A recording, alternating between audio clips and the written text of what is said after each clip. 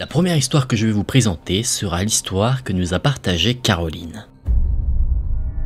Caroline nous dit que ce qui lui est arrivé il y a environ 5 ans. C'est une histoire qu'elle n'a pas beaucoup racontée, car généralement les personnes qui l'entendent sont assez mal à l'aise, et en plus de ça elle n'aime pas raconter cette histoire parce que généralement les gens à qui elle la raconte lui disent ouais mais t'aurais dû faire ça, et c'est quelque chose qui l'agace parce que ces gens-là ne comprennent pas que quand on vit quelque chose qui nous effraie, on ne réagit pas forcément de la manière la plus rationnelle. On pense à sauver notre peau et c'est tout. Elle nous dit qu'elle vivait dans un appartement relativement agréable dans le centre-ville de la ville de Memphis. Elle travaillait en tant que technicienne en ophtalmologie et elle est rentrée du travail une journée à son heure habituelle. Il était donc à peu près 16h30. Elle a déverrouillé sa porte d'entrée, elle est entrée chez elle, elle a posé son téléphone, son portefeuille, ses clés sur une petite table qui se trouvait dans la cuisine, et elle a entendu sa porte d'entrée en métal plutôt lourde se refermer derrière elle. Donc là, pas de souci, tout se passe plutôt bien. Elle a commencé à faire un peu sa vie dans la maison tranquillement, elle n'a pas verrouillé la porte d'entrée parce que elle a toujours vécu de base dans une petite ville où il n'y avait aucun problème de cambriolage ou quoi que ce soit, de sécurité. C'est pour ça qu'elle avait l'habitude de laisser en fait sa porte d'entrée déverrouillée, habitude qu'elle a gardée quand elle vivait dans l'appartement où se sont passés les événements. Elle nous dit que depuis les événements qu'elle nous partage, elle a littéralement changé d'habitude. Et quand vous allez entendre pourquoi, vous allez comprendre. En plus, elle a décidé de ne pas verrouiller la porte d'entrée parce que son mari ne devait pas tarder à rentrer. Elle passe donc sur certaines occupations, elle va dans son dressing, dans la salle de bain, et elle entend sa porte d'entrée s'ouvrir. Elle se dit une chose qui semble plutôt cohérente, elle se dit que c'est son mari qui vient de rentrer. Donc elle crie « Je suis là mon amour » pour indiquer qu'elle est dans la maison, dans la chambre. Sauf que elle n'a aucune réponse. Normalement, son mari aurait répondu, mais là, Caroline se dit que peut-être il n'a simplement pas entendu ce qu'elle a dit. Mais bien qu'elle ait cette pensée-là, une autre pensée lui traverse l'esprit. Elle sent, peut-être que c'est son instinct qui lui souffle quelque chose, mais elle sent que quelque chose ne va pas. Elle décide donc de chasser cette mauvaise idée et va accueillir son mari vers la porte d'entrée au niveau de la cuisine. Plutôt que de voir son mari, elle voit de l'autre côté de l'îlot de la cuisine un parfait inconnu. Il y avait là un homme, plus âgé que Caroline, ayant aux alentours des 50 ans, qui se tenait là, sans bouger, et qui ne faisait que la regarder. Caroline ne pense pas immédiatement à quelque chose de mal, un petit peu quand même, mais elle se dit que peut-être cet homme se trouve là uniquement par hasard et qu'il s'est juste en fait trompé d'appartement. Donc elle essaye un peu de bomber le torse, elle essaie d'avoir un air imposant, et elle dit « Qu'est-ce que vous faites ici ?» Sauf que l'homme ne répond que par un silence. Par contre, il continue de la regarder dans les yeux. Et c'est là, après ces quelques secondes de silence, que l'homme va aller vers la table où Caroline avait déposé ses affaires. Rappelez-vous, son téléphone, son portefeuille et ses clés. Il va les prendre et les mettre dans sa poche. C'est là que Caroline a compris que l'homme qu'elle avait en face d'elle était quelqu'un de dangereux. Le fait de prendre ses effets personnels montrait clairement qu'il souhaitait l'isoler. Sans téléphone, elle ne peut pas appeler les secours. Sans clé, elle ne peut pas s'enfuir et enfermer l'homme dans la maison. Et sans portefeuille, elle ne peut pas... Bon, je sais pas, elle peut pas forcément payer un taxi pour s'enfuir vite fait, je sais pas. Mais en tout cas, elle a plus rien. Caroline décide alors de se précipiter vers le seul autre outil qui lui permettrait d'appeler à l'aide, son ordinateur. Elle a dû se rapprocher un peu de l'intrus pour atteindre son ordi, mais il y avait quand même une bonne distance entre les deux, distance qui permettait en soi de rester à peu près en sécurité. Fort heureusement, l'ordinateur était un ordinateur portable, donc Caroline l'a pris, et elle s'est enfuie avec. C'est quand elle a pris son ordinateur que l'homme a peut-être compris qu'elle allait faire quelque chose, donc là il s'est décidé à bouger. Caroline a foncé vers la salle de bain. Pourquoi la salle de bain? Parce que c'était une des seules pièces de la maison où elle pouvait s'enfermer. Plutôt judicieux. En plus, dans la salle de bain, il y avait un placard qu'elle pouvait aussi verrouiller. Donc elle avait entre guillemets deux sécurités pour la séparer de l'homme qui s'était introduit dans la maison. Donc elle allait dans la salle de bain, elle a verrouillé la porte, elle allait dans le placard, elle a verrouillé la porte du placard, et elle a entendu l'homme qui l'avait suivi jusque devant la salle de bain et qui commençait à essayer d'ouvrir la porte. Caroline dans le placard a ouvert son ordinateur, elle allait sur Facebook dans les messages et elle essayait de contacter son mari, le suppliant d'appeler le 911. Elle a réussi à contacter son mari, elle a expliqué toute la situation, son mari lui a indiqué qu'immédiatement il appelait les secours, qu'il avait quelqu'un en ligne et que lui-même partait du travail pour la rejoindre. Caroline a patienté. Elle a patienté autant de temps qu'elle a pu, jusqu'au moment où l'intrus a réussi à forcer la porte de la salle de bain et à rentrer à l'intérieur de la pièce. Dans la salle de bain, aucune fenêtre, simplement le placard, donc l'intrus savait directement où s'était cachée Caroline. C'est pour ça qu'il s'est dirigé automatiquement vers le placard pour essayer de l'ouvrir. Il forçait, il essayait de casser la porte. Caroline, elle, était tétanisée, comme si en fait elle était gelée. Elle n'a pas crié, pas pleuré, elle n'a fait aucun bruit, elle était juste là, à ne pas bouger. Dans sa tête, c'est clair, elle va mourir. Et elle attendait là, pendant un moment, que la mort lui tombe dessus.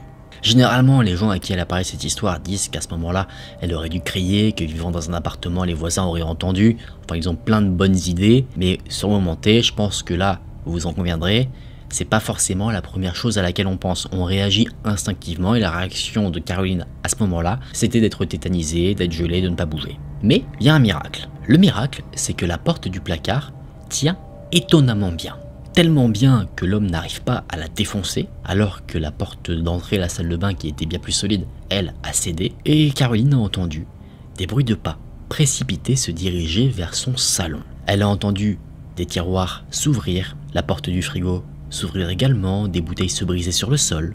Et Caroline, elle a décidé de ne pas bouger et d'attendre dans son placard. Meilleure décision possible à ce moment-là, je pense. Caroline, qui était toujours en panique, a envoyé un message sur le Facebook de sa mère, sur Messenger. Elle lui a tout raconté et Caroline, d'un côté, s'en veut. Elle nous explique qu'elle voulait rechercher du réconfort, mais que d'un côté, elle avait regretté d'avoir fait ça parce qu'elle n'est pas maman et avec le recul, elle se dit qu'elle a dû faire subir quelque chose d'horrible à sa mère. Effectivement, sa mère, en voyant les messages de sa fille, a dû se sentir totalement impuissante. Et c'est ça en fait que Caroline regrette d'avoir fait. Mais je pense qu'on peut comprendre qu'elle a eu besoin de chercher un certain réconfort. Est-ce que sa mère lui en a voulu? Je pense qu'elle est plutôt contente que sa fille aille bien plutôt que de lui en vouloir. Après, c'est mon avis, vous lirez dans les commentaires ce que vous en pensez. La mère d'ailleurs s'assurait que sa fille Caroline allait bien, elle lui disait constamment de la tenir informée, de lui dire que tout allait bien.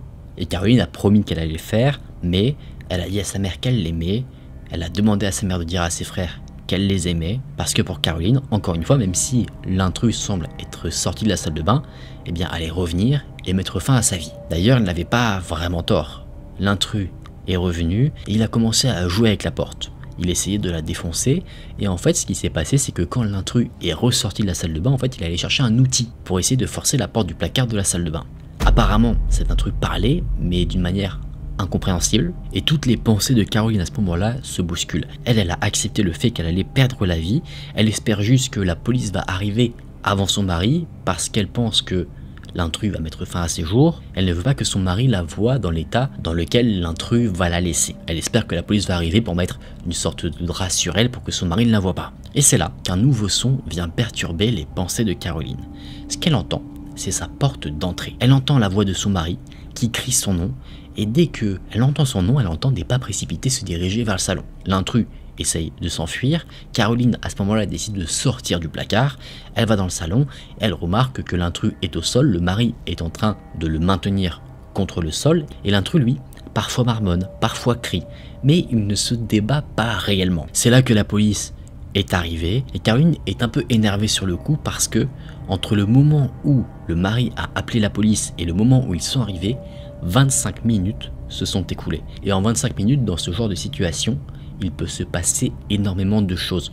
En plus de ça, elle ajoute que ce temps d'intervention là, 25 minutes, c'est super long pour une invasion de domicile. Quand quelqu'un s'introduit chez vous, normalement la police est censée être beaucoup plus rapide que ça. Quoi qu'il en soit, l'homme a été arrêté, Caroline a fait un témoignage, et c'est là que le témoignage de Caroline se termine. Elle nous dit qu'elle a vécu un enfer après ces événements et que le seul moyen pour elle de sortir de cet enfer, c'était de déménager. Elle a donc déménagé avec son mari dans une autre ville beaucoup plus sûre. Caroline est devenue très paranoïaque sur certains points, ce qu'on comprend totalement, mais petit à petit, elle commence à retrouver une vie normale. En tout cas, le mieux qu'on peut espérer pour Caroline, c'est d'arriver à passer au-delà de cette histoire, de reprendre la vie la plus normale possible, et on espère que l'intrus qui l'a effrayée chez elle, eh bien ne ressortira pas de prison de sitôt. Nous allons maintenant voir ensemble le témoignage de Sandra.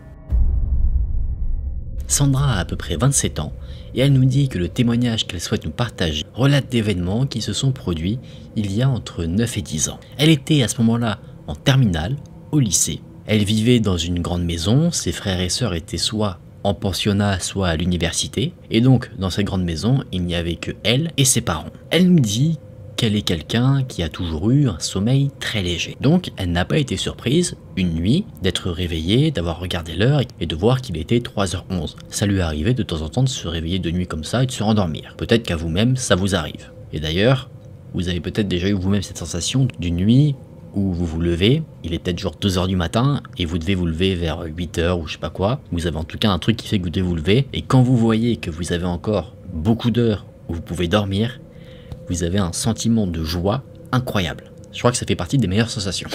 Sauf que, à ce moment-là, précisément quand elle a vu son fameux réveil, Sandra n'était pas réveillée et dans un état de demi-sommeil.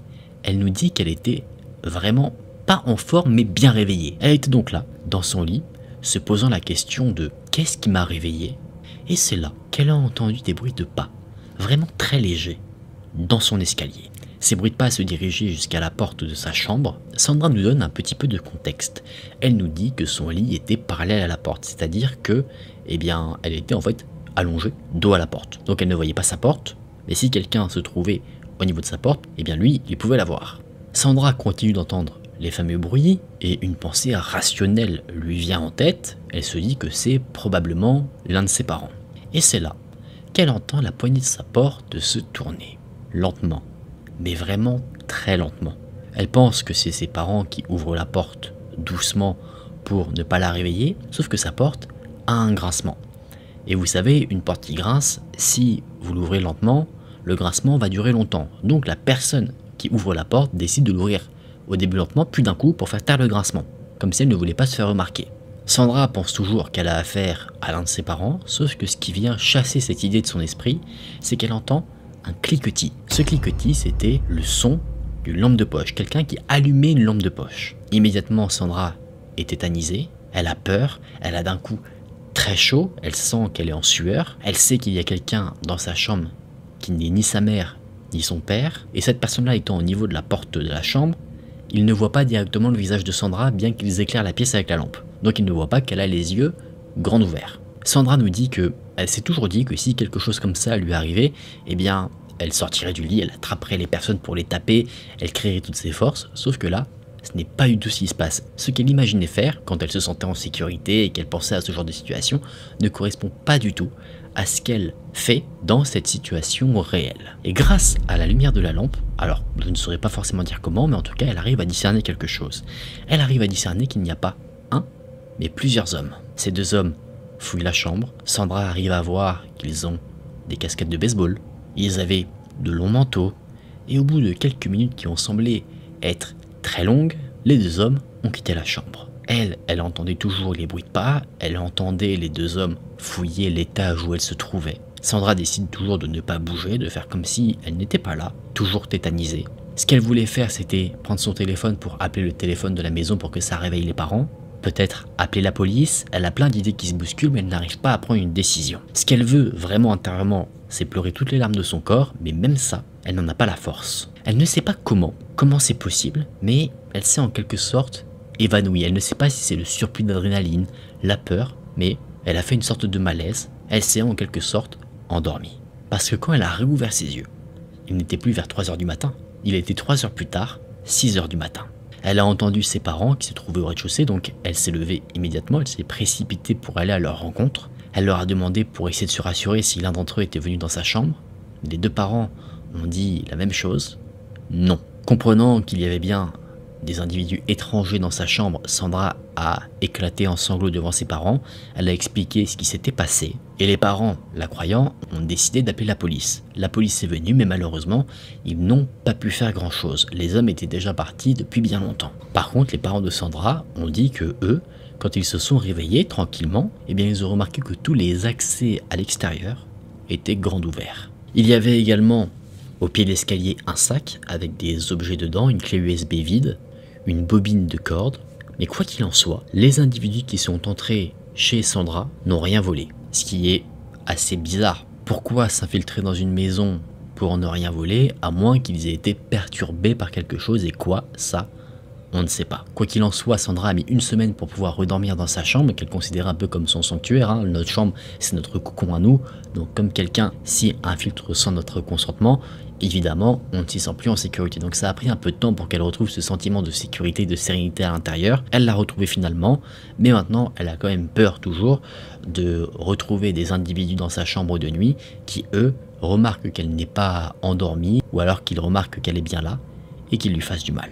C'est là que ce témoignage se termine. On souhaite évidemment le meilleur du monde à Sandra. On espère que cette histoire eh bien, ne l'a pas empêché de vivre par la suite, bien qu'on sait que cette histoire a quand même eu un impact sur sa vie pendant un certain temps. Pourquoi ces deux cambrioleurs auraient pu partir précipitamment? J'ai une théorie qui peut s'ajouter à bien d'autres théories derrière, mais je me dis que si Sandra, eh bien, s'est en quelque sorte endormie, elle ne sait pas vraiment ce qui s'est passé, peut-être qu'elle a parlé dans son sommeil, peut-être qu'elle a bougé et les cambrioleurs l'ont vue. Ils pensaient que la maison était peut-être vide et c'est là qu'ils se sont dit mince, quelqu'un est dans la maison. On s'en va, peut-être qu'ils ont pensé que quelqu'un était réveillé, d'où le fait qu'ils soient partis de manière précipitée. Ça peut s'expliquer, il peut aussi y avoir plein d'autres raisons possibles, et je vous invite à me le dire dans les commentaires. J'en profite maintenant pendant cette petite interlude avant qu'on passe à la dernière histoire pour vous dire que si la vidéo vous plaît, vous pouvez toujours vous abonner à la chaîne et laisser un j'aime. Je vous laisse de nouveau mon Instagram juste ici si vous souhaitez me partager une histoire flippante qui vous est arrivée, ou juste me suivre, ça fait toujours plaisir. Et maintenant, on est parti ensemble pour découvrir cette troisième histoire. Nous allons maintenant voir l'histoire de Fabien. Fabien nous dit qu'il n'a pas eu de chance parce que sur le subreddit que j'ai utilisé pour piocher justement ces différents témoignages, eh bien il nous dit qu'il a déjà partagé une expérience effrayante qui lui est arrivée, donc visiblement Fabien n'a pas de chance. Ce qui s'est passé là, dans cette histoire d'intrusion à domicile, eh bien Fabien nous dit que c'est arrivé quand il avait 13 ans. Il vivait dans un duplex avec son père et son frère. Il y avait 2 chambres, lui partage une chambre avec son père, tandis que son frère aîné, lui, avait sa propre chambre. Fabien nous explique qu'il n'était pas rare que le père ainsi que le grand frère, eh bien vaquaient à leurs occupations de nuit, ils sortaient, donc Fabien restait chez lui et il passait son temps à jouer à des jeux vidéo. La nuit des événements n'était pas bien différente des autres, elle n'a pas commencé d'une manière assez atypique. Son père était probablement allé boire un verre avec des amis dans un bar, et son frère, lui, eh bien il ne sait pas trop ce qu'il faisait. Peut-être qu'il sortait avec des amis, peut-être qu'il avait un date, il s'en fout, c'est pas important. Lui, il jouait à un jeu vidéo d'horreur d'ailleurs, et vers minuit, il a commencé un peu la fatigue le frapper. Donc, généralement comme tous ceux qui sont fatigués, Fabien a décidé d'aller se coucher. Il est donc allé dans sa chambre, il s'est couché, il a laissé la porte de sa chambre grande ouverte. Pourquoi il en aurait fait autrement, sachant qu'il ne s'était jamais rien passé? Et Fabien nous dit que c'est jamais arrivé, depuis qu'il vit avec son père et son frère, que l'un d'entre eux n'utilise la porte arrière qui était une porte coulissante pour rentrer dans la maison. Pour eux, ils étaient chez eux, donc ils rentraient par la porte d'entrée. En plus, le peu de fois où le frère de Fabien n'avait pas ses clés, il allait frapper à sa fenêtre pour qu'il lui ouvre la porte d'entrée. Ça, c'est pour appuyer sur un détail. Parce que la fameuse nuit où Fabien était tout seul, il a entendu la porte arrière s'ouvrir. Il nous dit que cette porte était une vieille porte qui n'était pas facile à ouvrir, donc on l'entendait bien. C'est ce qui a réveillé Fabien, donc il est resté dans son lit, les yeux écarquillés se demandant ce qu'il se passait. Il a imaginé plein de choses, en plus il venait de jouer à un jeu d'horreur donc ça ne devait sûrement pas aider. Il a entendu quelqu'un marcher dans la salle à manger, dans la cuisine, puis dans le salon. Et ce que Fabien remarque, c'est que là où les personnes qui sont entrées dans la maison ne font aucun effort pour être discrets. Ils font littéralement comme s'ils étaient chez eux. Et à un moment donné, Fabien remarque une ombre passer devant sa porte. Le cœur de Fabien a commencé à battre très rapidement, et bien qu'il ne bouge pas, il fait le mort dans son lit, il observe un petit peu ce qu'il y a autour. Il remarque que la personne qui est passée devant la porte de sa chambre est entrée dans la salle de bain. Il le remarque parce que la salle de bain était à côté de sa chambre et que la lumière avait été allumée. Et là le problème c'est que avec cette lumière allumée, on voit Fabien. La lumière éclaire suffisamment loin pour qu'il soit, visible si quelqu'un repasse devant sa chambre. On pourrait se dire, solution qui pourrait être en soi cohérente encore, que c'est soit le père de Fabien, soit son frère. Sauf que Fabien, à ce moment-là, il sait pertinemment qu'il ne doit pas dire « mon frère, est-ce que c'est toi » ou « papa, est-ce que c'est toi » parce qu'il sait que ce n'est ni l'un ni l'autre. Pourquoi? Parce que jamais l'un d'entre eux n'a pris la porte arrière. Donc là, il savait, il en était sûr à 100% que là où les personnes qui venaient dans la maison à ce moment-là n'étaient pas des membres de sa famille. La personne est ensuite sortie de la salle de bain en laissant la lumière allumée et elle est allée dans la chambre du frère et là, elle a fait énormément de bruit. Comme si en fait, cette personne cherchait quelque chose. Fabien, lui, il n'en demeure pas, il reste à ne pas bouger dans son lit. Il se dit, si je ne bouge pas, on ne me voit pas. Et c'est là qu'une scène assez étrange se passe devant Fabien. La personne qui est allée dans la chambre de son frère repasse devant la sienne, il entend plusieurs bruits de pas, donc il ne sait pas s'il y a une ou plusieurs personnes. Il entend des bruits de quelqu'un qui souffle, comme si une personne était pas désespérée mais agacée, et il entend des allées et venues du salon vers la chambre de son frère, plusieurs fois. Il voit plusieurs fois une ombre passer devant sa chambre, aller dans la salle de bain, etc. etc. Pour Fabien, ces personnes-là, là où les personnes, savent qu'il est là. Et qu'en fait, ils s'amusent de lui, à lui faire peur, en faisant que passer devant sa chambre. Pour lui, c'est sûr que la silhouette qu'il n'arrête pas de voir passer est celle d'un homme, parce qu'elle est assez imposante. Et, au bout d'un moment, il entend des bruits de pas, un peu le même bruit de pas qui a fait que cette soirée de l'horreur a commencé pour lui, c'est-à-dire des bruits de pas vers le salon, la salle à manger, la cuisine, etc., jusqu'à la porte coulissante qui est refermée ensuite. Fabien, lui, est resté allongé, se demandant ce qu'il venait de vivre, on peut le comprendre, et au bout d'un moment, tellement épuisé d'avoir été en alerte, il s'est endormi. Le lendemain, il s'est réveillé, son père et son frère étaient là. Fabien leur a demandé si jamais c'était eux qui s'étaient promenés dans la maison, sauf que vous vous en doutez bien, ce n'était pas le cas. C'est une histoire qui s'est passée il y a bien longtemps, une vingtaine d'années, et Fabien n'a jamais su qui étaient ces individus et ce qu'ils voulaient. En plus, rien ne manquait. Ce n'était pas un cambriolage, simplement une intrusion, mais dans quel but? Fabien ne l'a jamais su. C'est là que son témoignage se termine, encore une fois un témoignage qui fait froid dans le dos, parce que au-delà d'avoir une intrusion à domicile, on ne sait pas pourquoi ces individus se sont introduits, et ça je pense que c'est quelque chose qui rajoute un stress supplémentaire. La première histoire que je vais vous partager sera celle de Thibaut. Thibaut nous raconte que quand il était âgé de 17 ans, il vivait avec ses parents. Sa maison était à peu près comme toutes les autres maisons, mais lui, la spécificité, ou en tout cas le contexte qu'il souhaite nous partager, c'est que sa chambre avait une fenêtre qui donnait sur son jardin. Ensuite, à l'extrémité de son jardin, donc pas très près de sa fenêtre, il y avait une clôture, et derrière cette clôture, il y avait pas une forêt, mais une petite zone boisée. Il n'a jamais été effrayé de son lieu d'habitation, de la petite zone boisée. D'ailleurs, il était tellement peu effrayé qu'il avait l'habitude de dormir avec la fenêtre ouverte quand il faisait bon, pour avoir un petit peu la fraîcheur du matin quand il se réveillait. Il avait un chien qui avait l'habitude de dormir avec lui, et il se trouve que dans l'histoire qu'il nous a partagée, son chien joue un rôle assez important. Thibaut nous raconte qu'une nuit, il était resté éveillé jusqu'à assez tard dans la nuit. Il était aux alentours des 2 h du matin, il avait traîné, il était couché sur son lit, et à un moment donné, alors qu'il était tranquillement en train de se détendre, son chien, qui était allongé sur le lit, d'un coup s'est agité. Il a sauté du lit et a commencé à regarder la fenêtre et à aboyer. Dans un premier temps, Thibaut ne pense pas grand chose de la situation. Il se dit qu'en fait le chien a pas été attiré par quelque chose et qu'il a juste en fait vu son reflet, sachant qu'il faisait nuit, donc avec la lumière à l'intérieur de la pièce, il y avait le reflet de la chambre sur la vitre. Donc Thibaut pense que le chien a vu son propre reflet, le chien a pensé que c'était un autre chien, donc il a commencé à aboyer, sauf que il aboie en direction du côté gauche de la fenêtre, alors que le reflet du chien lui se trouve sur la droite, et c'est ce détail là qui a fait comprendre à Thibaut que quelque chose était étrange. Plutôt que de s'intéresser à ce qu'il peut y avoir dehors, il décide de faire comme si de rien n'était. Il décide de faire comme si il allait dormir, donc il éteint sa lumière et il se couche. Et alors qu'il est allongé dans son lit, le regard tourné vers la fenêtre, il aperçoit quelque chose à l'extérieur. Ce qu'il aperçoit, c'est des yeux humains qui lui font face. Immédiatement, Thibaut comprend qu'il y a quelqu'un à l'extérieur et il panique totalement. Une idée lui vient donc en tête. C'est pas de crier, de s'agiter, de montrer qu'il a peur. Son idée, c'est d'aller prévenir ses parents. Et donc, pour pouvoir faire ça en toute sécurité, il décide de mettre en place une petite stratégie. Il avait généralement une bouteille d'eau à côté de lui sur sa table de nuit. Sauf que cette nuit-là, heureusement d'ailleurs, il avait énormément bu. Donc sa bouteille était vide et il a fait comme si il venait de remarquer que sa bouteille était vide pour la remplir. Il se lève avec la bouteille à la main et une fois qu'il est sorti de la chambre, il se précipite dans la chambre de ses parents qui dormaient. Thibaut explique la situation à son père et son père lui dit « T'inquiète pas, il n'y a sûrement pas de problème, on a une lampe qui s'allume quand il y a un mouvement proche de la maison. Si cette lampe ne s'est pas allumée, c'est peut-être que la personne était juste en train de passer comme ça, mais qu'il n'y a pas de danger. Cette personne doit donc être à bonne distance de la maison. » Thibaut retourne donc se coucher, il ne voit plus les fameux yeux qu'il avait remarqués et qui l'ont terrifié, donc il se dit peut-être que mon père avait raison, et il s'endort tranquillement. Le lendemain matin, Thibaut se réveille et il a toujours la pensée de ce qu'il a vu la veille.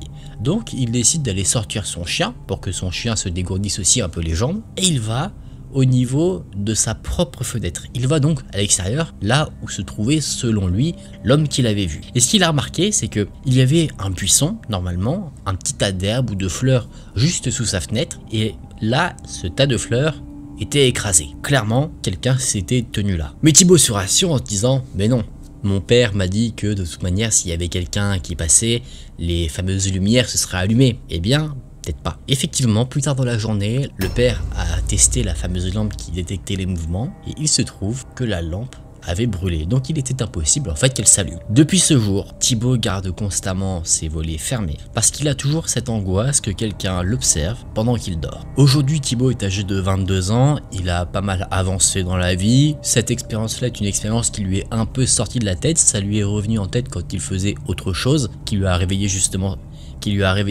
ce souvenir. Il considère pas lui personnellement que c'est quelque chose de très effrayant, mais il considère ça plutôt comme une expérience étrange qu'il a vécue et qu'il n'explique pas parce qu'il n'a aucune réponse aux questions qui s'est posées. Qui était cet homme? Est-ce qu'il a vraiment vu quelqu'un?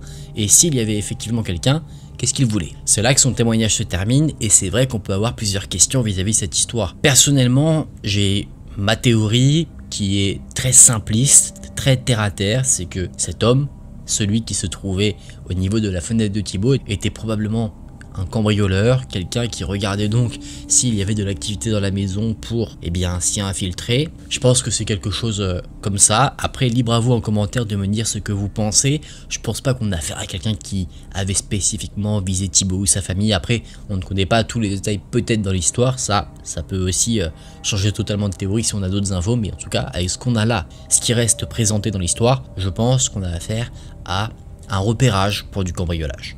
Je pense que ça se tient, dites-moi si vous êtes d'accord ou pas avec moi. Dans cette seconde histoire, nous allons voir le témoignage de Nina. Nina nous raconte qu'elle est actuellement à l'université, mais que durant l'été, elle passe les vacances chez ses parents. À un moment donné, pendant cet été, elle traînait avec ses amis et elle a décidé de se rendre à une soirée. Tout se passait très bien, elle s'est bien amusée et d'ailleurs elle a même rencontré un homme sur place qui avait à peu près son âge. Ils ont parlé un petit peu, il n'y avait rien de très sérieux, c'était une première rencontre. Ils ont échangé leur numéro de téléphone et plus tard après pendant les vacances, ils se sont recroisés plusieurs fois. Ils ont traîné encore un peu ensemble. Mais ce qu'a remarqué au fur et à mesure du temps notre amie Nina, c'est que ce garçon était extrêmement collant. Donc étant quelque peu mal à l'aise par ce type de comportement, Nina a décidé de prendre ses distances. Elle pensait que ça ferait clairement passer un message comme quoi elle n'est pas forcément intéressée pour être plus qu'amie et que instinctivement donc ce jeune garçon lui aussi prendrait ses distances, mais ça n'a pas été le cas. Donc voyant que le fait de prendre ses distances ne fonctionne pas, Nina décide carrément d'arrêter d'être en contact avec ce gars. Elle arrête de lui envoyer des messages, sauf que lui n'arrête pas du tout, il lui en envoie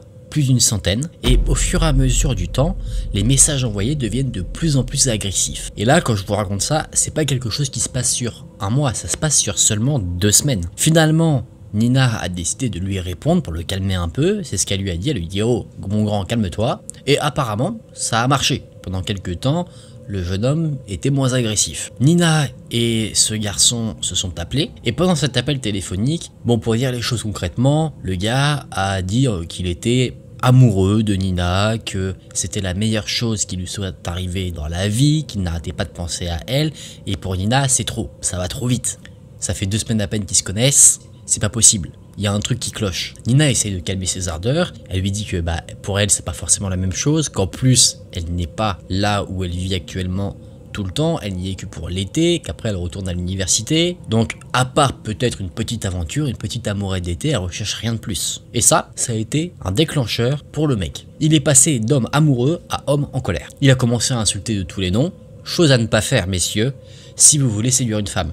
Évitez de l'insulter, de lui dire que c'est une traînée, que c'est quelqu'un qui fait le trottoir. Généralement, c'est pas forcément considéré comme des compliments. Et puis à un moment donné, pendant l'appel téléphonique, il y a eu un énorme blanc. Un blanc qui a été rompu par le gars, qui a dit « Espèce de traînée, prépare-toi, je vais venir te chercher ». Et après ça, il a raccroché. On pourrait penser que c'est une menace sur le ton de l'énervement, mais que ça ne mènera à rien, sauf que Nina est particulièrement inquiète parce qu'elle sait que le gars sait que ses parents ne sont pas en ville à ce moment-là. Mais ce qui la rassure un petit peu, c'est que a priori, le mec ne sait pas où elle vit. À chaque fois, c'est elle qui allait le chercher et qui le ramenait, donc a priori, elle est censée être plutôt safe, a priori. Mais bon, juste au cas où, Nina décide quand même de verrouiller toutes les issues, on sait jamais. Nina traîne donc ensuite chez elle pendant à peu près 1 heure, et elle s'endort. À un moment donné, elle se réveille, elle ne sait pas trop pourquoi, et instinctivement, elle regarde son téléphone portable. Et elle remarque sur son téléphone qu'elle a une notification. Mais pas n'importe quelle notification. Une notification de son application Ring. Et si vous ne savez pas ce que c'est, Ring, c'est un système de sécurité associé à des caméras, les Ring Bell. J'en ai déjà parlé plusieurs fois sur la chaîne et j'ai même déjà fait des vidéos consacrées au sujet. notamment sur des enregistrements réalisés par ce type de caméra, mais ce sont les caméras en fait qu'on met au niveau de notre porte d'entrée. Ça fait sonnette, détecteur de mouvement, donc connecté au téléphone, on a des notifications quand quelqu'un sonne à la porte, quand quelqu'un passe devant la maison, etc. Ça peut être très pratique et aussi ça peut nous rendre extrêmement parano, je pense. Quoi qu'il en soit, sa notification indique que quelqu'un est passé devant chez elle, qu'il y a eu un mouvement. Elle regarde donc l'enregistrement et effectivement, c'est bien l'homme qu'elle avait rencontré, qu'elle avait eu au téléphone et qui semblait être fou amoureux d'elle et d'un coup totalement agressif. Et en regardant la fameuse vidéo, Nina remarque que l'homme tient quelque chose dans la main. Et vous inquiétez pas mes petits choux, on a la vidéo.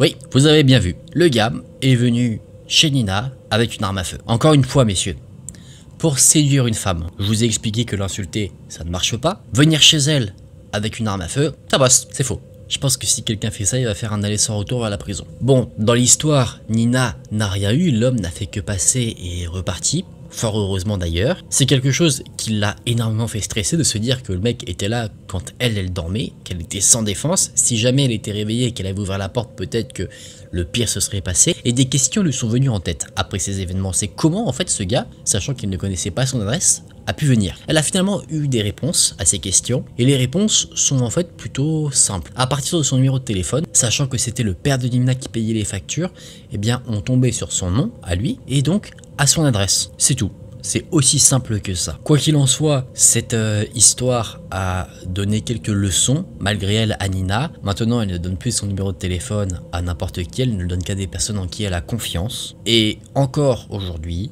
ce qui s'est passé cette nuit-là est quelque chose qui l'effraie et qui l'empêche de trouver le sommeil. Histoire de fou, histoire de fou. Et cette histoire est d'autant plus folle que Nina semble d'un côté s'en vouloir alors qu'elle n'a clairement rien fait dans cette histoire. Elle n'a pas eu de mauvais comportement, elle n'a pas fait en soi une erreur en donnant son numéro de téléphone parce que elle ne pouvait pas se douter que le problème venait de cet homme totalement fou. En tout cas, j'espère sincèrement que cet homme sera mis hors d'état de nuire. Alors le terme est peut-être un peu gros, mais que soit son comportement sera répréhendé, je sais pas si ça se dit, mais en tout cas que quelqu'un va lui dire que ce n'est pas quelque chose à faire. Après on est aux États-Unis, donc les armes à feu, les gens peuvent en avoir. J'espère, s'il est dangereux en tout cas, qu'il sera mis hors d'état de nuire, ou en tout cas aidé psychologiquement, parce qu'il semble qu'il en a clairement besoin. Dans cette troisième et dernière histoire, nous allons suivre le témoignage que nous raconte Ginny.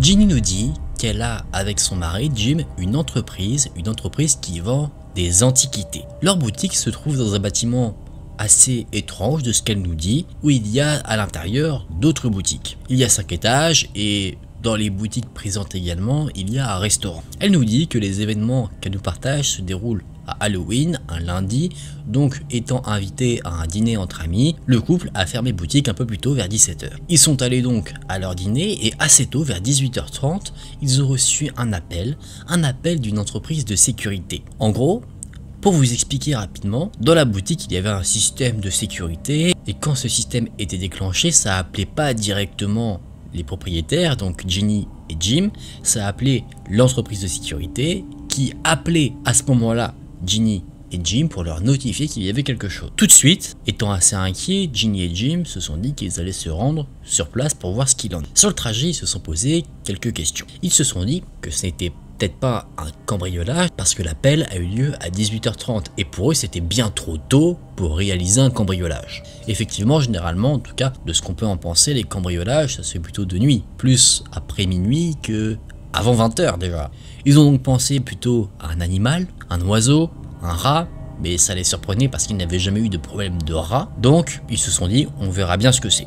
Une fois arrivé sur place, Ginny s'est rendue au premier étage pour désactiver l'alarme. Jim lui a vérifié à l'extérieur pour voir s'il y avait des signes d'effraction, pendant que Ginny, elle, ouvrait le grand portail en fer qui séparait les étages. Tout semblait intact, donc le couple se dit que c'est probablement un animal qui a déclenché le système de sécurité. Il faisait assez sombre dans le bâtiment, donc on ne voyait pas grand chose. Les grandes armoires laissaient de larges ombres sur le sol, et assez confiante, Ginny s'est donc rendue vers l'emplacement où l'alarme avait été déclenchée. Elle pensait que son mari la suivait, mais c'était pas le cas. Et donc, simplement armée de la lumière de son téléphone, eh bien, Ginny s'aventure dans les lieux. Ginny jette un coup d'œil au niveau de l'emplacement où l'alarme a été déclenchée et Jim, lui, regarde ailleurs. Il n'est pas directement avec elle. Et alors qu'elle est à la recherche d'un animal, parce que vraiment le couple pense qu'ils ont affaire à un animal, Ginny tombe sur quelque chose qui l'effraie. Elle tombe sur le sol, sur un kit de cambriolage. Et ce qui nous aidera vraiment très bien à visualiser la chose, c'est que Ginny a partagé des photos de plusieurs choses. Déjà, voici le kit de cambriolage. Effectivement, on voit une pince, des outils,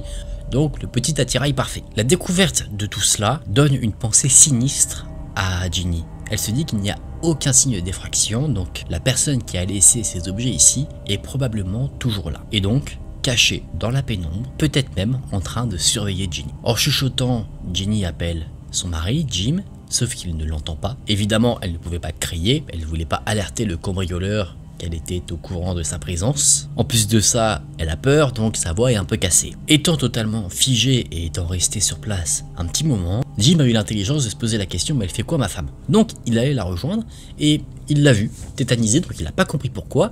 Et il a posé les yeux par terre et là il a vu le fameux kit de cambriolage, donc il a dit « Oh ». Le couple s'est précipité ensemble vers l'entrée du bâtiment et là ils ont appelé les secours. Ils ont attendu à l'extérieur, il vaut mieux attendre dehors que dedans, vu ce qu'il pouvait y avoir dedans. Ils ont patienté 5 minutes jusqu'à ce que la police n'arrive, ils ont été plutôt réactifs et ils ne semblaient pas si impressionnés que ça vis-à-vis de la situation, comme si ils s'attendaient au fait que l'immeuble soit cambriolé. Ensemble, bien rassurés par la présence de la police, tout le monde a consulté les images de sécurité, confirmant le pire. Vous allez voir que en voyant ces images, on peut comprendre totalement que Ginny est fait de nombreux cauchemars.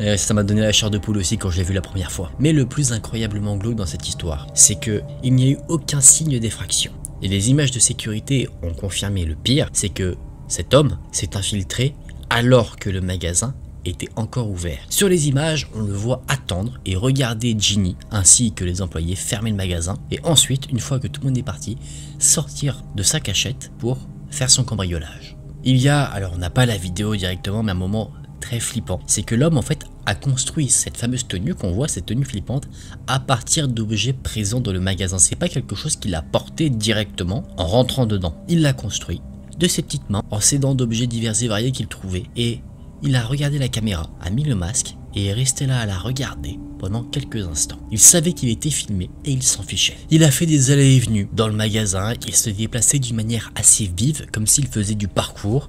Plusieurs fois, il regardait la caméra, comme s'il savait qu'il était filmé, mais il s'en fichait. Il a même déclenché à un moment donné le fameux système de sécurité. Et les images montrent qu'au moment où le couple est arrivé sur place pour voir ce qu'il y avait, l'homme les a entendus. Et il s'est caché avec une échelle, il s'est mis en hauteur parce qu'il y avait des sortes de poutres et il regardait Ginny quand elle était en train de voir s'il y avait quelque chose plus tôt. Donc pendant tout le moment où Ginny était confiante et qu'elle pensait tomber sur un animal, elle était en fait observée par l'homme qui s'était infiltré dans le magasin. C'est quand le couple est sorti pour appeler la police que lui est descendu au sous-sol, qu'il a défoncé une porte, un endroit où Ginny n'irait pas tout seul parce qu'elle lui dit que dans ce fameux sous-sol il y a beaucoup de boue, qu'il y a des araignées qui font quasiment la taille d'une assiette, il n'y a pas de lumière et du coup en fait ce sous-sol conduit vers un tunnel qui fait le tour du bâtiment. En fait ce tunnel ne mène pas vers l'extérieur, il emmène vers le fameux restaurant qui se trouve lui aussi dans le bâtiment. Et si on sort du tunnel et qu'on rentre dans le restaurant, après on passe devant tous les cuisiniers etc. Et rappelez-vous, il était vers 18h30 quand l'alarme a été déclenchée, donc le restaurant allait commencer son service. C'était pas un restaurant qui était fermé. Donc l'homme aurait été obligé de passer devant les cuisiniers, les serveurs et les clients qui étaient au restaurant. Tout ça pour dire que le mec aurait forcément été remarqué. En plus, il y avait des caméras aussi au restaurant. Mais ce qui est incroyable dans cette histoire, c'est que l'homme ne semble être jamais sorti du fameux tunnel. Les personnes du restaurant n'ont rien vu, rien sur les caméras du restaurant. C'est comme si l'homme était rentré dans le tunnel et n'en était jamais ressorti. Ginny nous raconte que même la police commençait à être paniquée vis-à-vis de la situation. Ils ont mis un certain temps à retracer tout l'itinéraire du gars, mais impossible de savoir ce qu'il était devenu. Et c'est justement cette question-là qui leur donnait la chair de poule, même aux policiers. Le seul moyen de voir ce qu'il était advenu de l'homme, c'était de passer dans le fameux tunnel. Jim n'avait pas du tout envie, mais il a été forcé par la police de les accompagner. Et ils ont fait tous la moitié du chemin dans le tunnel. Et ils se sont dit, allez c'est bon on arrête. Ils en pouvaient plus. Ils avaient trop peur avec les araignées, l'humidité, la boue, tout ça. Ils se sont dit, on rebrousse chemin et on va directement revoir les caméras du restaurant. Depuis, il n'y a eu aucune trace, que ce soit du côté du magasin ou du côté du restaurant, aucune trace de boue, aucun signe qui montrait que l'homme était sorti du tunnel, et il n'y a également eu aucune odeur venant du tunnel qui pourrait indiquer potentiellement un corps en décomposition. Donc qu'est-ce qu'il est advenu de cet homme? On ne sait pas. Est-ce qu'il est toujours dans le tunnel? Est-ce qu'il a réussi d'une certaine manière à sortir de là sans que personne ne sache comment? Il y a une possibilité, mais ça reste un énorme mystère. J'ai pas nécessairement de théorie sur tout ça. Peut-être qu'il avait des vêtements de rechange dans le tunnel qui lui ont permis de ne pas laisser de saleté. Peut-être que c'était un employé du restaurant. Je pense que si ça avait été le cas, on l'aurait remarqué. Peut-être que lui connaissait le tunnel et qu'il y a une autre sortie ou qu'il en a créé une. C'est vrai que c'est assez dur à dire. Je vous invite vous à me dire en commentaire ce que vous en pensez. En tout cas, l'image du gars qui regarde la caméra en costume, elle est quand même assez horrible. La première histoire sera l'histoire de Sarah.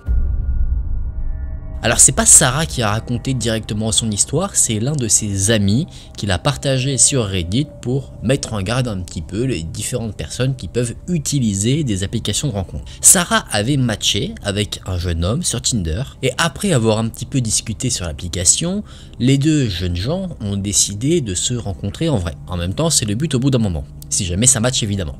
Ils ont donc fait un date où les deux jeunes ont pris un café, ça s'est très bien passé, donc ils ont décidé de remettre le couvert pour un second date, où là ils ont fait une balade ensemble. Encore une fois, tout s'est très bien passé, les deux ont pu donc faire connaissance, pas mal, et donc ils se sont accordés sur le fait de faire un troisième date. Le jeune garçon, pour ce troisième date, a proposé à Sarah de venir directement chez lui pour boire un petit verre de vin tranquillement. Après, ils allaient aller au restaurant, mais voilà, faire le petit apéro à la maison. Sarah était déjà à l'aise avec ce jeune homme, il n'avait pas montré de red flag particulier, donc elle s'est dit qu'elle allait accepter et que c'était sans souci. Elle arrive donc sur place, elle est accueillie par le jeune garçon, il lui sert un verre de vin, ils discutent, ils s'amusent, enfin ils plaisantent, tout se passe très bien. Et à un moment donné, Sarah se sent un petit peu bizarre, mais elle sait pertinemment qu'elle ne se sent pas bizarre à cause de son verre de vin. Elle n'a pas beaucoup bu, donc elle n'est pas déjà alcoolisée totalement. Par contre, elle reconnaît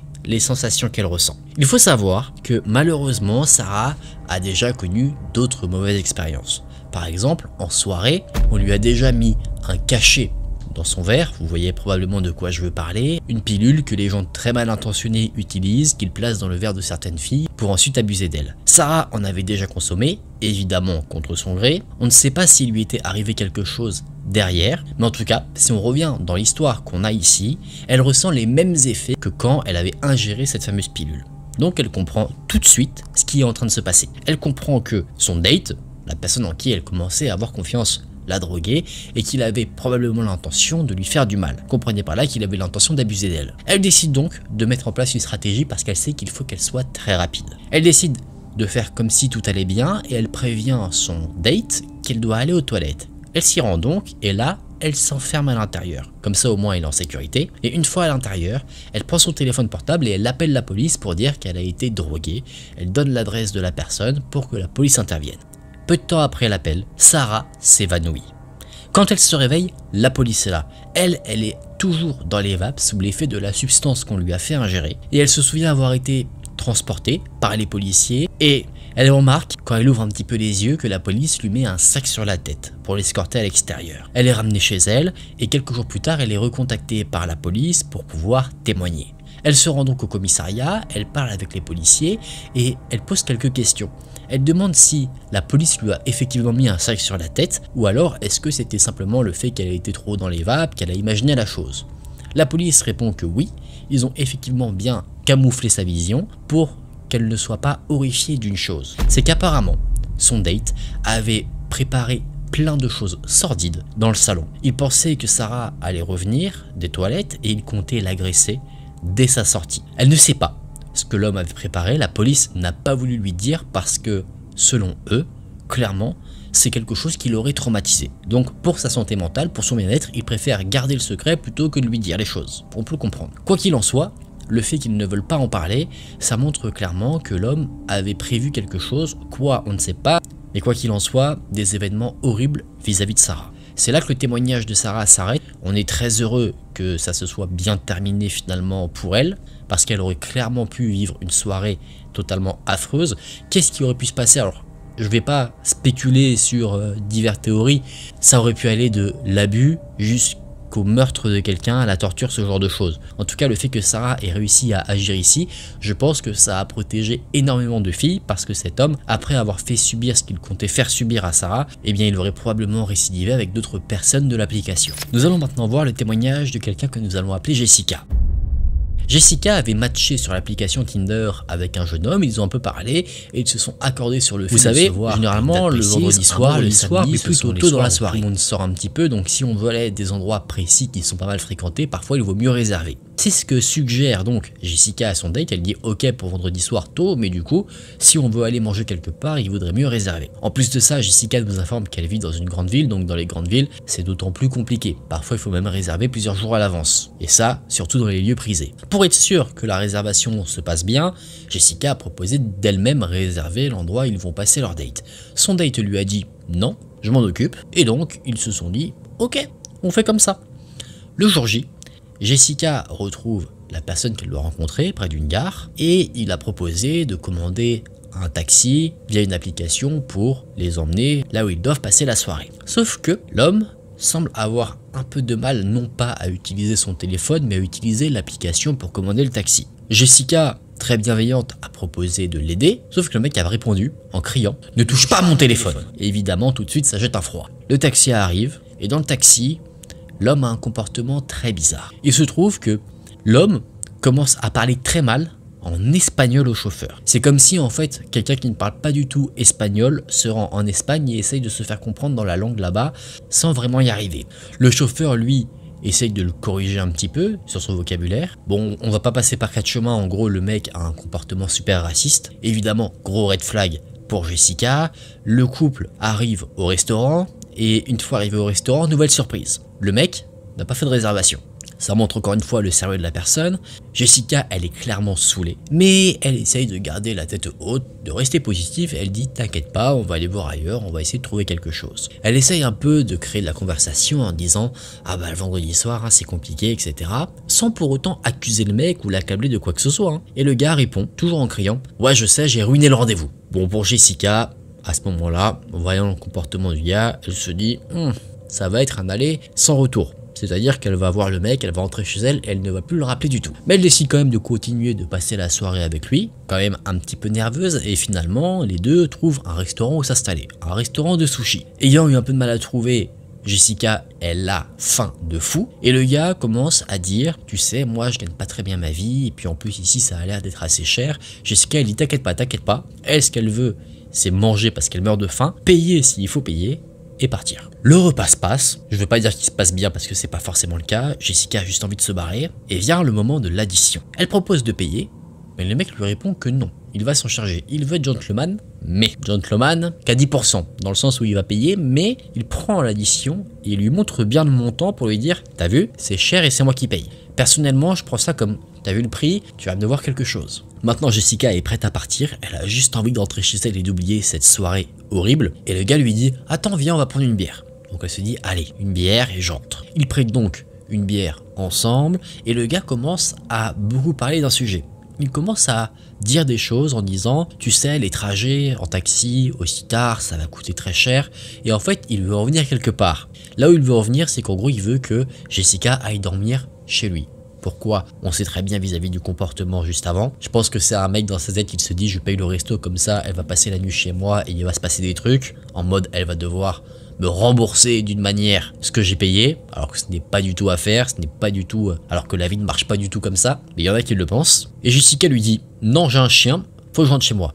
Et ça c'est quelque chose qui n'a pas vraiment plu à la personne avec qui elle était en date, parce qu'il lui a répondu ok espèce de sale. Bon, vous l'avez compris, c'est pas quelque chose qui lui a fait marquer des points.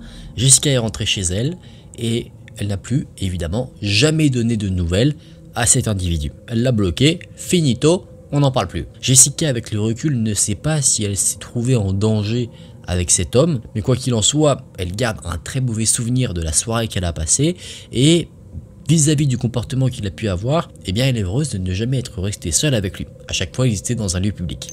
Nous allons maintenant finir avec l'histoire de Samantha.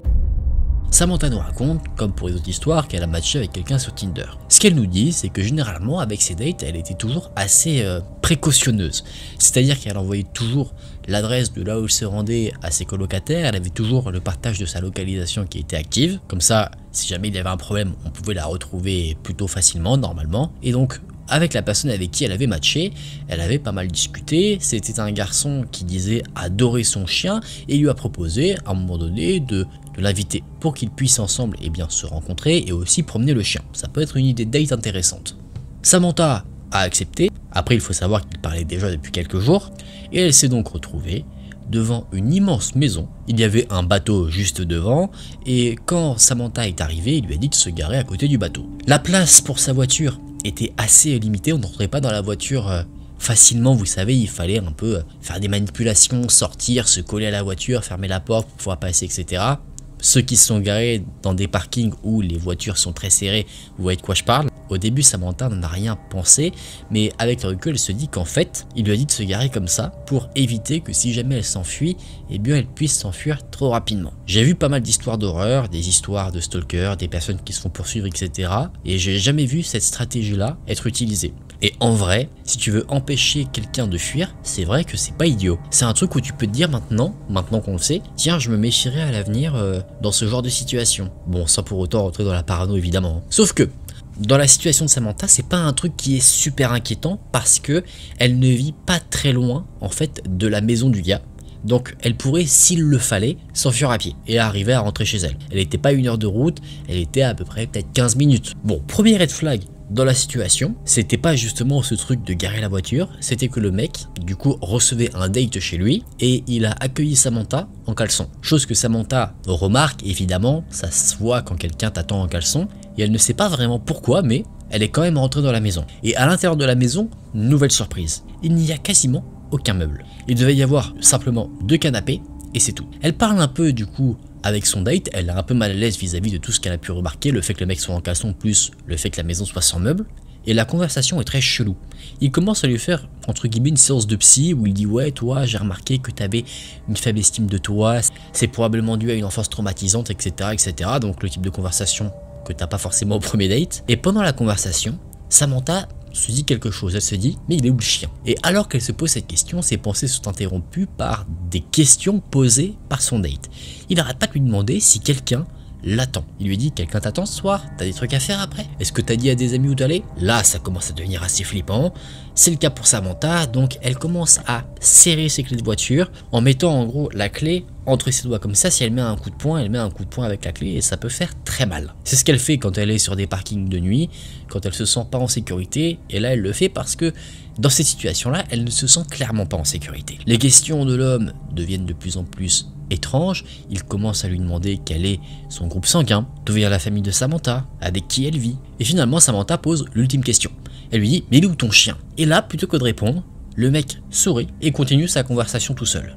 Notre amie Samantha, elle sait que là, ça pue. Elle se dit soit le gars, il va me tuer, soit il va essayer de me voler un rein pour le revendre. Donc pour Samantha, les choses sont plutôt claires. Il est plus que temps de partir. Elle essaie d'inventer une excuse. Alors on ne sait pas quelle excuse a été utilisée, mais en tout cas ça fonctionne. Le jeune homme insiste pour raccompagner Samantha jusqu'à la porte. Une fois arrivé à la porte, ils se saluent, ils se disent au revoir. L'homme essaye de l'embrasser, mais Samantha le repousse. Et il dit attends juste 5 minutes. Et il arrête pas d'insister sur ça en disant attends juste 5 minutes, attends 5 minutes. Et pendant qu'il attend, il arrête pas de regarder son téléphone mais d'une manière assez nerveuse, comme s'il attendait quelque chose. Samantha lui dit non je dois y aller, elle rentre dans sa voiture. Elle arrive, bien que l'emplacement était serré, à rentrer assez rapidement. Elle s'en fout de taper sur le bateau ou quoi, là vraiment elle veut juste se barrer. Et bien qu'elle n'avait pas conduit depuis 1 an, elle a pris la poudre d'escampette très rapidement. Le lendemain, elle a eu des nouvelles de cet individu étrange. Il lui a laissé un message vocal pour l'inviter à faire de la moto en pleine montagne. Pour Samantha, c'est mort, pour une seule et bonne raison, parce que déjà elle a passé un premier date horrible, et en plus, elle sait que ça pue. Vous connaissez l'expression « ça ne sent pas très bon mais pourtant personne n'a pété dans l'avion », là elle s'applique très bien.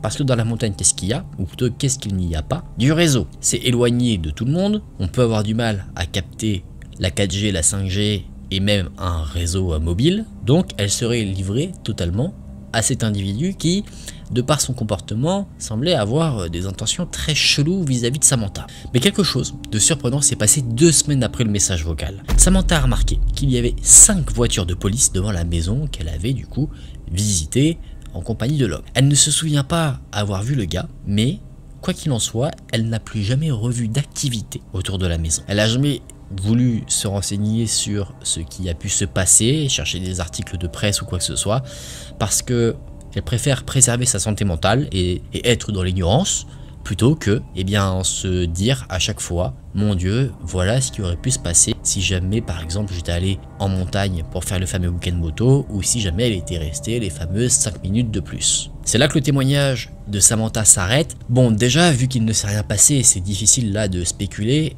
Oui, je pense que le mec avait des intentions très cheloues. Je pense qu'il attendait quelqu'un et c'est pour ça qu'il regardait son téléphone. Pour faire quoi? Ça par contre, c'est tout le mystère. Abuser de Samantha, c'est possible. L'agresser, la kidnapper peut-être même si on va dans les cas les plus extrêmes. Après, est-ce qu'il aurait pu essayer par exemple de voler son rein, un truc comme ça? C'est vrai que par rapport aux questions que le mec lui a posées, c'est quelque chose peut-être qui se tient. Je m'y connais pas spécifiquement dans le vol de rein ou dans le vol d'organes, donc je ne saurais pas dire quels sont les éléments dont on a besoin pour faire ce genre de choses. Mais pourquoi pas? C'est vrai que quand on ne sait pas ce qui aurait pu nous arriver, on a tendance à se dire qu'en fait tout aurait pu se produire. L'histoire que je vais vous présenter sera celle de Carrie. Carrie se présente comme une jeune femme âgée de 19 ans. Elle nous raconte que dans sa ville, il y avait un jeune homme du même âge qu'elle, que nous allons appeler pour les besoins de l'histoire, Connor. Elle nous dit qu'elle connaissait ce fameux Connor, que elle et lui ont grandi ensemble, mais ils n'ont jamais été réellement des amis très proches. Ils étaient des connaissances, ils ont fait les mêmes cours au lycée, etc. Mais il n'y a pas une amitié très forte qui s'est créée entre eux. En tout cas, jusqu'à un certain moment. Carrie faisait une pause dans ses études universitaires, elle était en vacances pendant l'été, donc elle était rentrée chez elle, chez ses parents. C'était le cas également pour le fameux Connor, et Carrie nous explique que la ville où elle vit, eh bien il n'y a pas grand chose à faire, les seuls trucs en fait qu'on peut faire là-bas, eh bien c'est sortir avec ses amis. Et il se trouve que ce fameux Connor s'est lié d'amitié avec quelques amis de Carrie, donc de par les différentes sorties que Carrie et Connor ont pu faire, ils ont appris à se connaître un peu plus, et ils ont commencé à nouer une forte amitié. Carrie connaît donc un peu plus Connor et elle dit que c'est un gars qui est très chill, très sympa, qui fait des études dans le commerce et qui a tendance à vivre sur l'argent que lui donnent ses parents, notamment son père. Il vient d'une famille, pour tout vous dire, qui est très aisée. L'été a passé un petit peu et se rapprochant de plus en plus, Connor a commencé à inviter Carrie et son groupe d'amis chez lui. Bon, ils avaient des activités en soi de jeunes. Ils buvaient beaucoup de boissons, si vous voyez ce que je veux dire, ils consommaient ensemble pas mal de substances, et quand ils étaient un petit peu dans une autre dimension, si on peut dire ça comme ça, Connor parlait d'une chose qui pourrait en choquer plus d'un. Il évoquait, plutôt fréquemment d'ailleurs, ses fantasmes qui étaient très particuliers, c'est-à-dire qu'il souhaitait tuer quelqu'un et le manger. Carrie et son groupe d'amis n'ont pas été plus choqués que ça en apprenant ces fameux fantasmes, parce qu'en fait, ils étaient tout simplement défoncés. Donc ils pensaient que Connor avait juste un humour très noir, alors qu'en fait, il se trouve qu'il était totalement dans un état désinhibé et qu'il parlait bien de choses réelles. Et Carrie nous dit qu'en traînant de plus en plus avec Connor, elle s'est rendue compte elle-même que ce qu'il disait, eh bien ce n'était pas de l'humour. Elle nous raconte qu'elle avait un groupe d'amis assez solide, qui traînaient ensemble quasiment tous les jours, et un jour, après avoir fait une après-midi ou une soirée, peu importe, là où vivait Connor, certains amis sont partis et il ne restait que Carrie et Connor dans la maison de Connor. Le temps passe, Carrie et Connor parlent beaucoup, ils s'entendent très bien, ils ont vraiment pas mal de points communs mis à part le fantasme de tuer des gens et de les manger. Et donc Connor dit à Carrie de rester chez lui et qu'il la ramènera dès que le soleil se lève. Et Connor commence à se sentir de plus en plus à l'aise en compagnie de Carrie. Sans être pour autant défoncé clairement, il commence à raconter dans les détails ce qu'il aimerait faire. Il dit à quel point ça doit être excitant de retirer les yeux de quelqu'un. Il est vraiment très explicite dans ce qu'il dit. Il rentre dans les détails vraiment. On peut clairement, avec ce qu'il dit, visualiser la chose. Et Carrie étant très mal à l'aise, elle change de sujet. Le temps a un peu passé et à un autre moment, alors que Carrie était de nouveau chez Connor de nuit, cette fois-ci avec un ami, eh bien, ayant encore une fois un petit peu bu et consommé des substances, Carrie et son ami avaient faim. Donc ils sont allés dans le frigo pour voir s'ils ne pouvaient pas aller chercher un petit truc à manger. Et c'est là que Carrie sent quelque chose d'assez bizarre.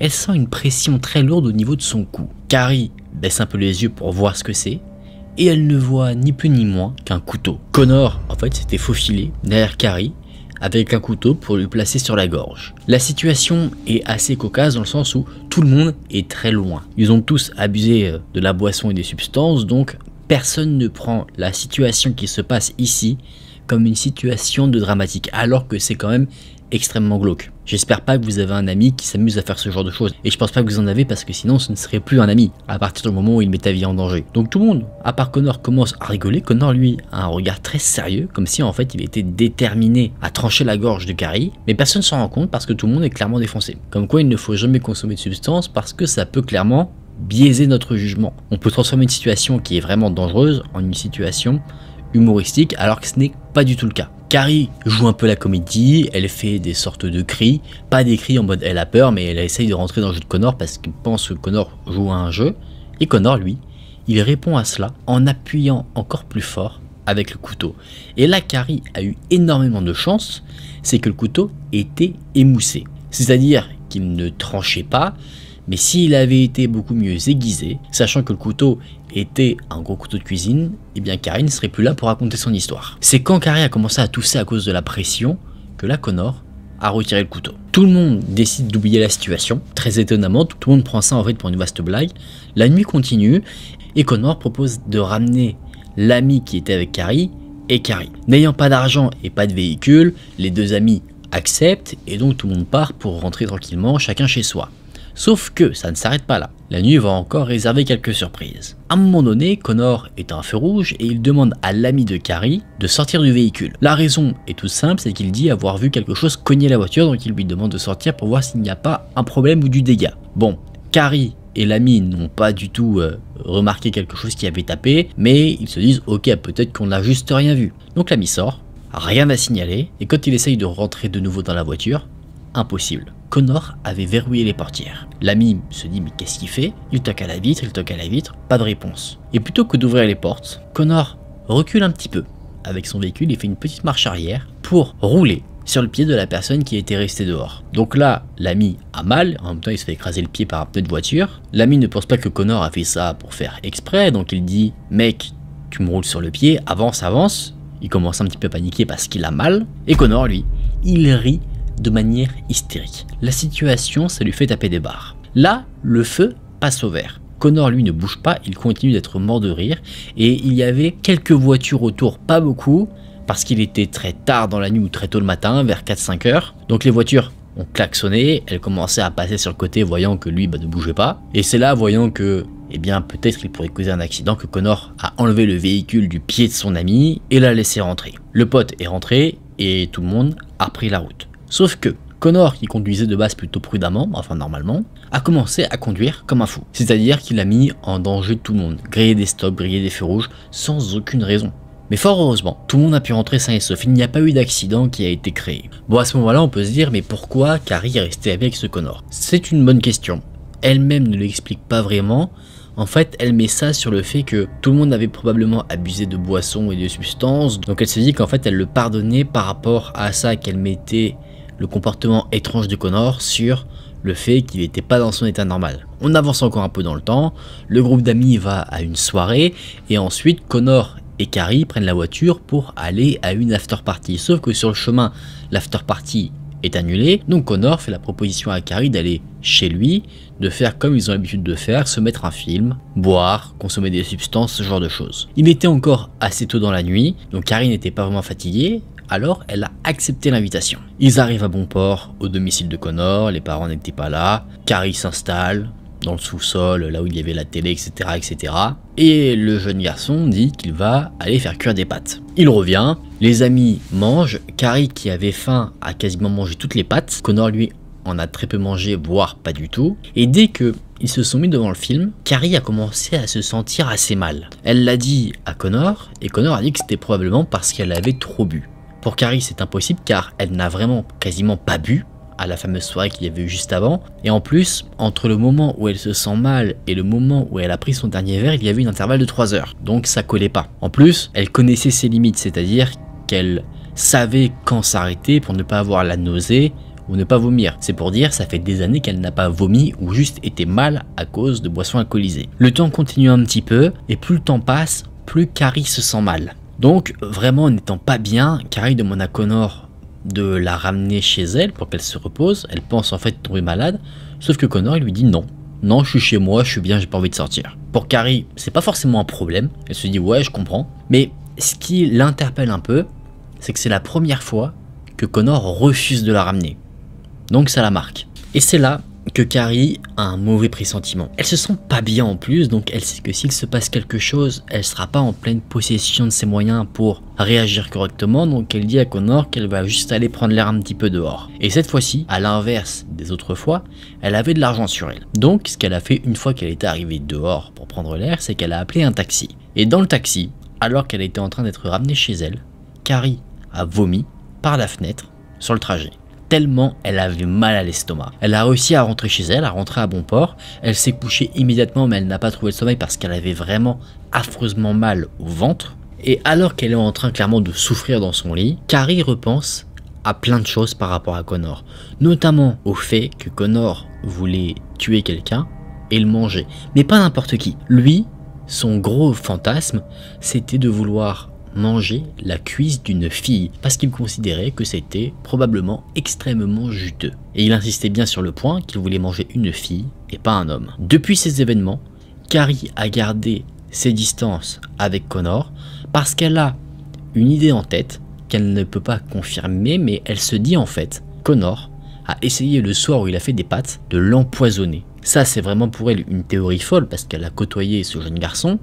Donc elle se dit que peut-être effectivement, comme l'avait dit Connor, elle avait trop bu, mais pour elle ça ne colle pas non plus parce que elle n'avait pas justement beaucoup bu. Elle avait par exemple pendant des soirées avec ses amis beaucoup plus consommé de boissons alcoolisées, et elle n'avait pas été aussi mal qu'elle ne l'était à cette fameuse dernière soirée. Elle se demande si cet ami, Connor, était un psychopathe, je pense que oui, ou si c'était quelqu'un qui était juste un peu bizarre. C'est là que son témoignage s'arrête, et ce que j'ai trouvé très fou dans cette histoire, c'est que Carrie, sur Reddit, demande aux utilisateurs ce qu'elle doit faire. D'un côté, elle n'a pas forcément envie de mettre fin à sa relation amicale avec Connor, parce qu'elle a développé quand même une relation étroite avec lui, mais d'un autre côté, elle n'a pas envie de se faire bouffer, ce qu'on peut comprendre.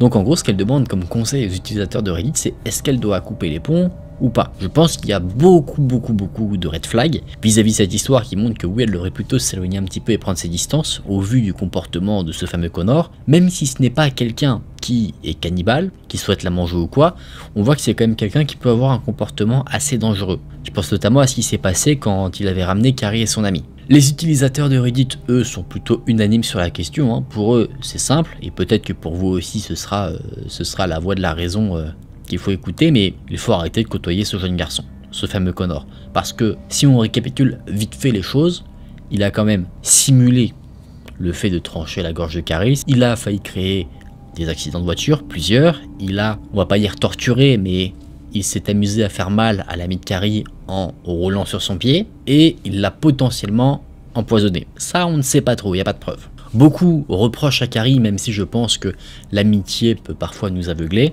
les gens lui reprochent sa naïveté, et les gens disent que si elle reste autant naïve, un jour probablement qu'elle se fera tuer. Évidemment, ça c'est quelque chose que je ne souhaite pas du tout, mais c'est vrai qu'il vaut mieux du coup, au vu de tout ce qui s'est passé, rester un peu sur ses gardes. Vous imaginez pas, sous cette histoire sur Reddit, le nombre de commentaires, alors je vais pas dire méchants, mais où les gens se disent mais t'es idiote ou tu le fais exprès. Personnellement, je connais pas Carrie, donc je me permettrai pas de dire ce genre de choses, mais un commentaire que j'ai trouvé assez représentatif de tout ce que peuvent penser les utilisateurs de Reddit par rapport à cette histoire, c'est un commentaire qui dit « En voyant l'histoire de Carrie, du coup qu'on suppose comme une vraie histoire, on comprend mieux, on va dire, ce truc, vous savez dans les films d'horreur où il y a quelque chose de totalement horrifique, fou, glauque devant nous, par exemple une maison totalement délabrée et la personne se dit tiens je vais aller voir ce qu'il y a dedans, alors que nous en tant que spectateurs on se dit mais n'y va pas du tout. Et je pense que oui, d'un point de vue extérieur, on peut se dire que l'histoire est folle, etc. Mais quand on la vit, sachant que ça se passe dans le temps, qu'on a rencontré la personne, qu'il ne s'est rien passé, on peut justement douter. En tout cas, c'est une histoire qui fait beaucoup parler. N'hésitez pas à vous dire en commentaire quel est votre avis. Personnellement, je pense que si jamais on me pose la question de Est-ce que je dois arrêter de le fréquenter ou pas? Je dirais oui, pour tous les red flags que Carrie a présenté dans son histoire. Après, jamais j'irai dire qu'elle a été totalement stupide de rester le côtoyer, de faire ci, de faire ça, etc. Je pense que aussi l'amitié doit aussi pas mal aveugler, se dit, et ça se trouve, il a juste eu ce comportement parce qu'il était totalement défoncé, alors qu'en fait, jamais il me ferait de mal. Je compte sur vous en tout cas en commentaire pour me dire quel est votre avis sur la question.